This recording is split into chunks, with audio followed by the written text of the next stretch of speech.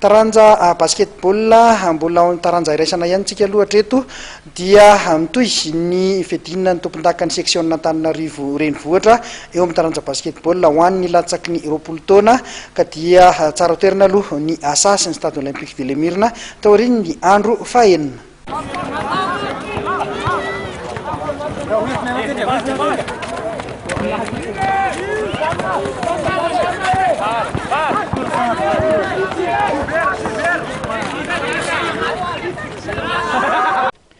Tsara toerana ny ekipan'ny asa sy ny SOE eo amin'ny fedina ny tompon-daka ny section Antananarivo renivohitra ho an'ny skady latsaky ny 20 taona taorin'ny andro fahenina eo amin'ny taranja basketball. Izy roa tota ireto araka izany no nitarika vonjomaika amin'ny filarana ankapobeny.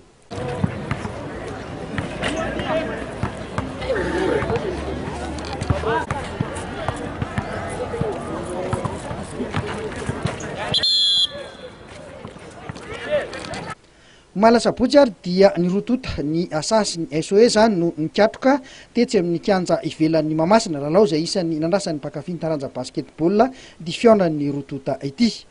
Ny mena valahana teto no nivoaka mpandresy tamin'ny isa mazava 920 no 270.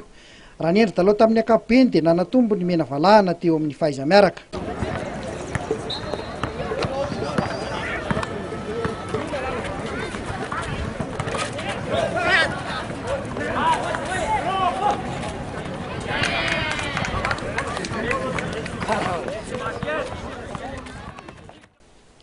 Kluba 240 dina ny tompon-daka ny section Antananarivo renivohitra ity ho an'ny skady latsaky ny 20 taona zazalahy izay mifanitsana ao anaty vondrona tokana.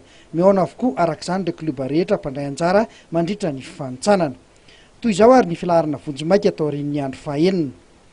Larana voalohany dia ny asa, larana faharoa ny stade olympique de Lemirna, ny larana fahatelo ny AMPB, larana fahaefatra ny SFI, fahadimy ny Kosfa, fahaenina ny Fandrefiala, fahafito ny Dream Team, fahavaly ny BCR, fahasivy ny Tak Bibi, ary fahafolo ny Sepa Akamaso, ary faha 12 farany ny BBCM.